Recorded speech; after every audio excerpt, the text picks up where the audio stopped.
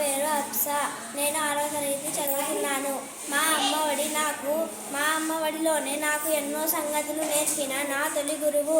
నన్ను ఎల్లప్పుడూ కాపాడుతూ నా బాగోగులు చూసే నా ప్రత్యక్ష దైవం. అందుకే మా అమ్మ ఒడి నాకు బడి, గుడి. దేవుని కంటే ముందే త్వరపడుతూ నా భవితకు ఒరవడి చూపిస్తుంది. మా అమ్మ పెదవులపై చిరునవ్వు మాకు నిరంతరం సంతోషాన్ని ఇస్తుంది. అమ్మ అందమైన మాటలు మాకు మా చెవులకే అలంకారం.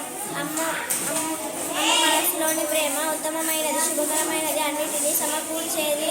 అమ్మ చల్లని చేతులు దాన ధర్మాలకు నిలయాలు.